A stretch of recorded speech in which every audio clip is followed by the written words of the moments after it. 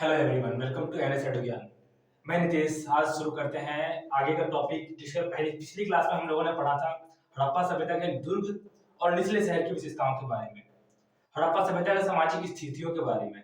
और आज हम पढ़ेंगे, शुरुआत कर रहे हैं हड़प्पा सभ्यता में जो मोहरे मोहरे का उपयोग किया जाता था, उन मोहरों के बारे में पढ़ेंगे और उन मोहरों पर किस प्रकार के मुद्रांकन किए जाते थे, उन मुद्रांकन के बारे में हम डिस्कस करेंगे। तो चलिए शुरू करते हैं मोहरे और मुद्रांकन के बारे में, जो कि हड़प्पा सभ्यता में उपयोग किए जाते थे। जब हम बात करते हैं मोहरे के बारे में, जब मोहरे के बारे में बात करते हैं तो यहाँ देखते हैं कि मोहरे और मुद्रांकन का प्रयोग अक्सर भेजी गई वस्तुओं की सुरक्षा के लिए किया जाता था। जब हड़प्पा सभ्यता के लोग किसी एक वस्तु को एक स्थान से दूसरे स्थान पर जब भेजते थे, तो उस पर जैसे कि किसी एक बोरी में कोई सामान डाल के भेज रहे हैं, तो उसमें बोरी के ऊपर से बांधकर उस पर गीली मिट्टी का लेप लगा देते थे, और उस गीली मिट्टी के लेप पर जो मोहरे हैं उन मोहरों का उस मोहरों को वहां पर सांचे में चिपका देते थे। जैसे कि मोहरे का जो भी अंक चित्र होता था, जो भी डिजाइन होता था, जो भी शेप होता था, उस पर छप जाता था।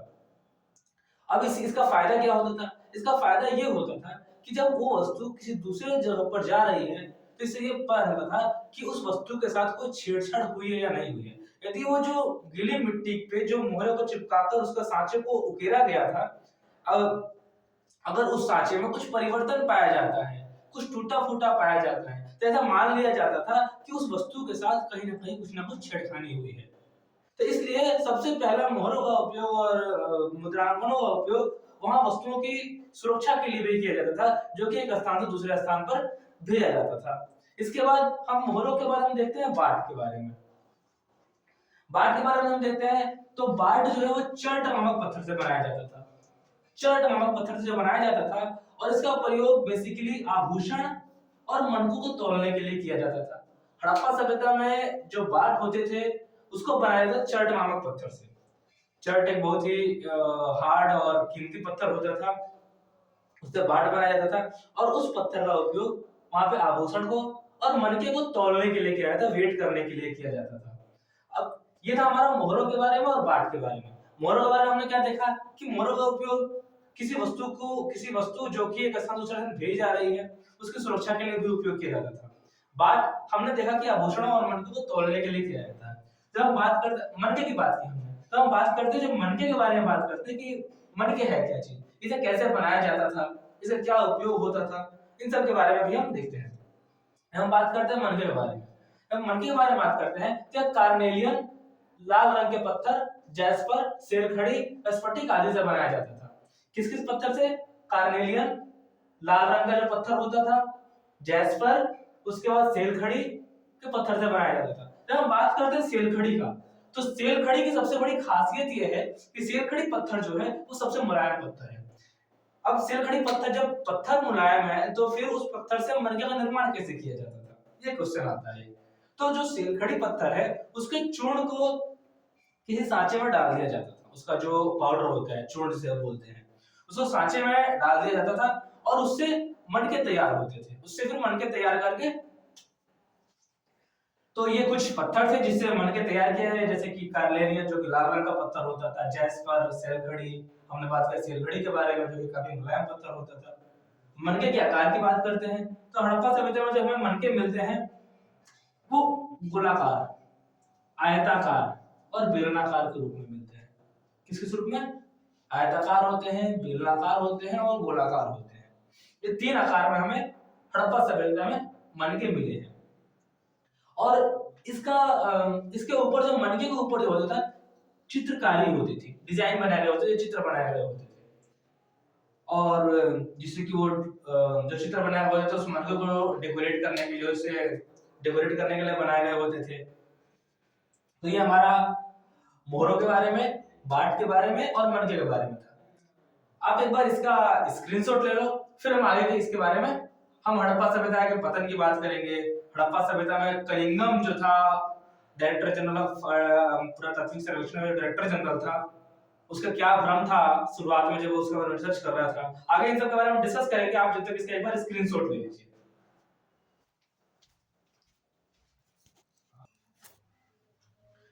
ओके, तो आगे हम देखते हैं हड़प्पा सभ्यता की धार्मिक मान्यताओं के बारे में। अभी हमने मन के मोहरे बाटों के बारे में देखा था, तो आगे हम शुरू करेंगे अब हड़प्पा सभ्यता की धार्मिक मान्यताएं क्या थी, वहाँ के लोग किन देवी देवताओं की पूजा करते थे, इसके हमें क्या क्या साक्ष्य मिले हैं, इन सब चीजों के बारे में हम डिस्कस करेंगे। तो हम देखते हैं कि हड़प्पा सभ्यता के जो लोग थे वो प्रकृति की पूजा क्या करते थे, नेचर की पूजा करते थे। अब इस चीज की जानकारी हमें कैसे मिलती है, इसी की जानकारी हमें मिलती है, मैंने आपको पहली क्लास में ही बताया था ये चीजें कि वहां पर एक मूर्ति मिली है, एक ऐसी महिला की मूर्ति मिली है जिसके गर्भ से दिखाया जा रहा है कि कोई वृक्ष निकलता हुआ दिखाया जा रहा है। उसे हड़प्पा सभ्यता के लोगों ने उर्वरता की देवी कहा था। इससे हमें पता चलता है कि हड़प्पा सभ्यता के लोग प्रकृति की पूजा करते थे, क्योंकि वो जो मूर्ति मिली उसे उर्वरता की देवी कहा गया था। उसके बाद हम देखते हैं कि वो पूजा पाठ में विश्वास रखते थे। इसके हमें बारे में जानकारी हमें कुछ मोहरों से मिलती है, क्योंकि कुछ मोहरों पर अनुष्ठान के दृश्य मिले हैं। कुछ अनुष्ठान, कोई पूजा पाठ हो गया, कोई यज्ञ परंपरा वगैरह हो गई, इन सब कुछ अनुष्ठान हो गए, इनके दृश्य हमें मोहरों पर मिली हुई है। इसके बाद एक हम आगे देखते हैं कि आभूषणों से लदी हुई एक नारी की मूर्ति मिली है जिसे मातृ देवी कहा जाता था। यहाँ पे एक ऐसी नारी की मूर्ति मिली है जो काफी आभूषणों से लदी हुई है, जिसे हड़प्पा सभ्यता के लोगों ने मातृ देवी की संज्ञा दिया, उन्हें मातृ देवी माना जाता है। इससे पता लगता है कि वहां के लोग स्त्री पूजा भी करते थे, स्त्री पूजा को मान्यता देते थे, महिलाओं का सम्मान था उनके यहाँ पे। इसके बाद अगले हम देखते हैं कि कुछ मोहरों में एक व्यक्ति को योग की मुद्रा में बैठे दिखाया गया है, कि एक मोहर है, मोहर पर एक व्यक्ति को योग की मुद्रा में बैठे दिखाया गया है, और जो व्यक्ति योग की मुद्रा में बैठा है उसके आसपास कई सारे जानवर हैं, जैसे कि भेड़ हो गया, बैल हो गया, ऐसे कई सारे जानवर उसके आसपास दिखाया गया है।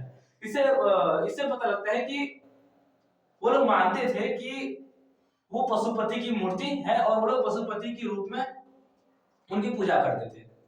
इससे हमें एक साक्ष्य के रूप में मिला है कि हड़प्पा सभ्यता के लोग जो है वो पशुपति के रूप में सिर की पूजा करते थे, और जो मोहरों पर जो योग की मुद्रा में बैठे हुए जिस व्यक्ति को दिखाया गया है उन्हें वो पशुपति मानते थे, ऐसा माना गया है।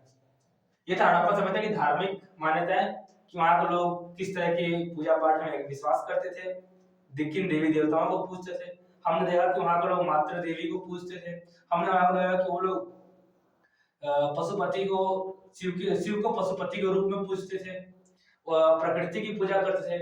इन सब चीजों के बारे में हमने देखा कि वहां के लोग पूजा पाठ, उनकी धार्मिक मान्यताएं क्या थी, पूजा पाठ किस प्रकार से करते थे। इसके बाद हम देखते हैं हड़प्पा सभ्यता का पतन किस प्रकार से हुआ।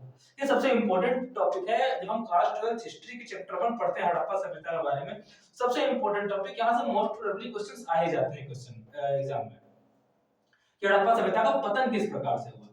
तो पतन के कोई एक कारण नहीं है, तो पतन के इतिहासकारों ने कई सारे कारण बताए हैं। एक प्राकृतिक आपदा, हम प्राकृतिक आपदा में जब हम बात करते हैं तो पहला आता है भूकंप। भूकंप आने से वहां काफी वहां के हड़प्पा सभ्यता का पतन हो गया। उसके बाद सिंधु नदी का रास्ता बदल लेना, पानी, जल जो कि जीवन जीने का प्रमुख स्रोत होता है, जब नदी रास्ता बदल लगी तो वहां के लोगों को पानी की दिक्कत होने लगी, समस्याओं का सामना करना पड़ने लगा पानी के लिए। मिट्टी की उर्वरता खत्म होने लगी। उसके बाद सरस्वती नदी का सूख जाना, दो मेजर प्रॉब्लम है पानी को लेकर कि पहला सिंधु नदी का रास्ता बदल लेना, दूसरा सरस्वती नदी का सूख जाना। तीसरा बात है कि वनों की कटाई, लोगों ने अपने आप को विकसित दिखाने के लिए, विकास करने के लिए वनों की कटाई की। ये कुछ प्राकृतिक आपदाएं थी, जो कुछ इतिहासकारों का मानना है कि प्राकृतिक आपदाएं थी, इसे हड़प्पा सभ्यता का पतन हुआ।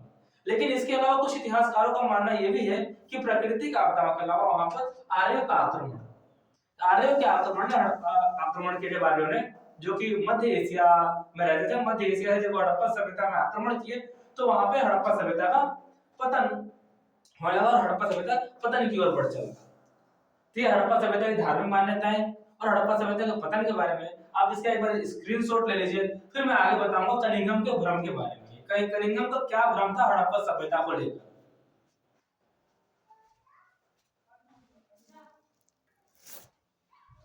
ओके, तो हम आगे इस चैप्टर का आखिरी टॉपिक की ओर बढ़ते हैं, क्योंकि आखिरी टॉपिक है कनिंघम का भ्रम, कि हड़प्पा सभ्यता को लेकर कनिंघम का क्या भ्रम था। इसके बारे में हम देखते हैं, जब हम देखते हैं कनिंघम के भ्रम के बारे में, जो हम देखते हैं सबसे पहले इसके बारे में जानते हैं कनिंघम था कौन। जब हम कनिंघम के बारे में देखते हैं, जानते हैं, तो कनिंघम भारतीय पुरातत्व विभाग का पहला डायरेक्टर जनरल था।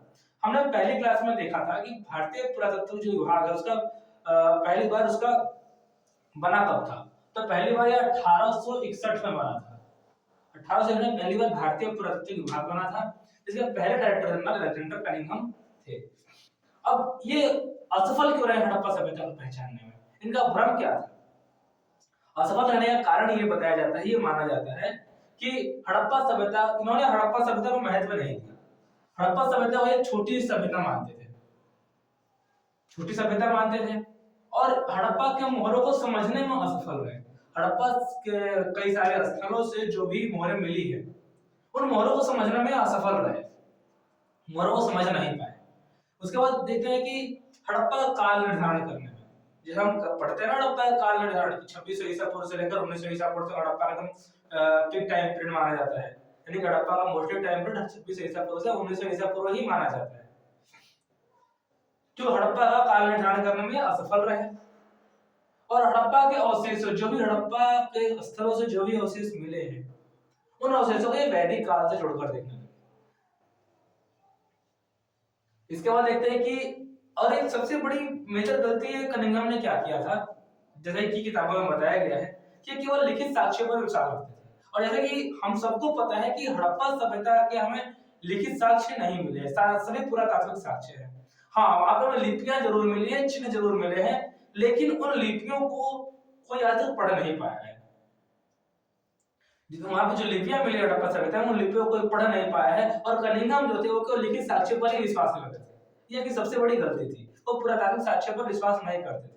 और सेकंड चीज कि वो उसको ना काल निर्धारण नहीं कर पाए, इसकी वजह से, क्योंकि पुरातात्विक साक्ष्य में जो कुछ भी एविडेंसेस हमें मिले हैं, उसका हमारा काल निर्धारण, कार्बन डेटिंग मेथड से उसका काल निर्धारण किया जाता है कि सामान कितना पुराना है। तो उसको मतलब कि उसको जांच करने में, उसको टेस्ट करने में असफल हुए, और उसको वैदिक काल से जोड़कर देखने लगे थे। तो हमारा यहाँ पे ये क्लास 12 इतिहास का चैप्टर 1 खत्म होता है। हमारा आखिरी टॉपिक यही था, कनिंघम का भ्रम। अगर आपको कुछ भी डाउट होता है तो आप कमेंट में आप पूछ सकते हैं, और चैनल को लाइक करें, फॉलो करें, शेयर करें, सब्सक्राइब करें। आप लोगों का सपोर्ट से ही सफल हो पाएगा। जो मैंने अभियान चालू किया है क्लास 12 के इतिहास और पॉलिटी को पढ़ाने का, आप खूब शेयर करें, लाइक करें, दोस्तों में अपने शेयर करें, जिससे कि ये अभियान सफल हो पाए मेरा। आप लोगों की मदद के बिना ये अभियान सफल बिल्कुल नहीं हो पाएगा। चलिए फिर